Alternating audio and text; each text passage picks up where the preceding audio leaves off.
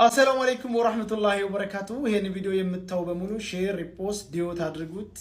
እንግዲህ ለኔ ያሰባችሁ፣ ለኔ የተጨነቃችሁ፣ ለኔ ያለቀሳችሁ፣ ለኔ የጸለያችሁ፣ ለኔ ዱዓ አድርጋችሁ በሙሉ ከልብ አመሰግናለሁ።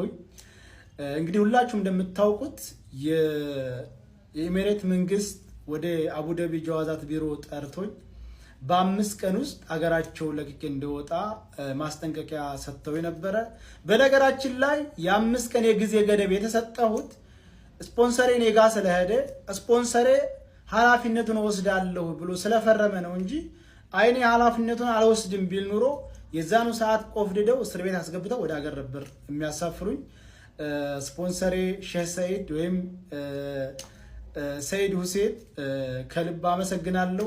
ይሄን ቪዲዮ የምታዩ ሁሉ እንድታመሰግኑልኝ በክብር ጠይቃለሁ። እውነት ለመናገር ሼህ ሰይድ አሁን ብቻ ሳይሆን ኢትዮጵያን ባለው ሰዓት ድጋፍ አድርገው ከዛም ደግሞ ወደ ኢማራት ሙሉ ወጪን ሸፍኖ እዝም መጥቼ ስራ እንዳመቻች ያደረገኝ እሱ ነው። ሁላችሁም እኔ እዛ እንዳለሁኝ የመጣችሁም ሆነ በኦንላይን እንደምትጠልቡት እየሄዳችሁ ልብስን እየገዛችሁ አበረታታቸው ላለሁኝ። በመቀጠል እህቴ ሙኒት፣ እውነት ለመናገር ሙኒት እህት አለኝ በቃ እህቴ ያልሞተችም እንድል ነው ያደረገች።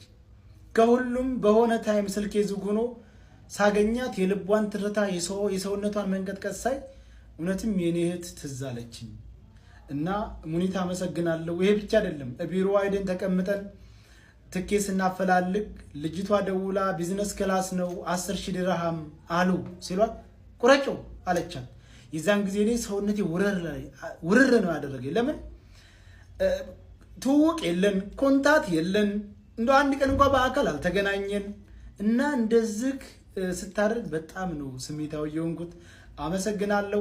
እነ ጆከርም ደግሞ ባሉበት ሆነው መሄድበትን ቦታ ሲያምቻቹልኝ ነበር በሐሳባቸው በገንዘባቸው። እነ ማሜ ባለከይዘራ ወንድሜ ከአንዱ ቦታ አንዱ ቦታ ይዞኝ እየዞረ በሐሳቡም በገንዘቡም እነ ሚካማራው እነ መኩፋኖ ስፍር ቁጥር በስም ጠርቼ የማልዘልቃቸው እህት ወንድሞቼ ከጎኔ ቁመው ለኔ ሲያስቡ ሲጨነቁ ነበር። በጣም አድርጌ አመሰግናለሁኝ።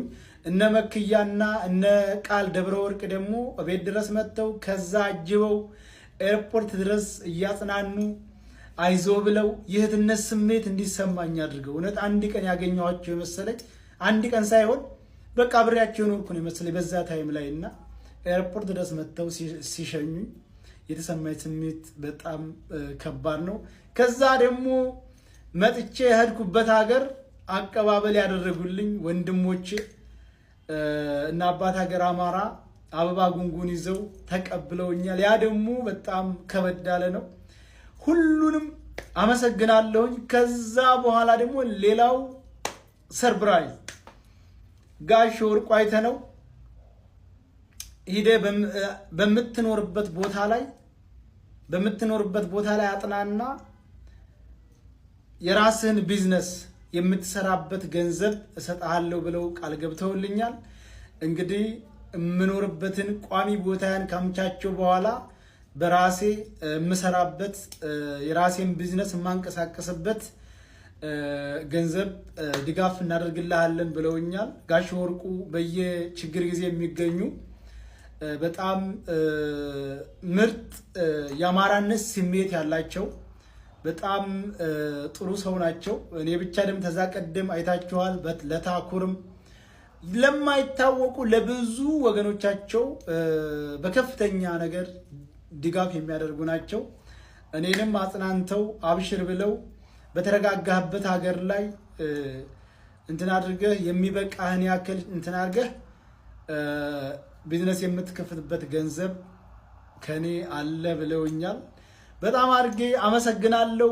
በእኔ ጉዳይ የተሳተፋችሁ በሙሉ ፈጣሪ ጨምሮ ጨማምሮ ከክፉ ነገር ይጠብቃችሁ።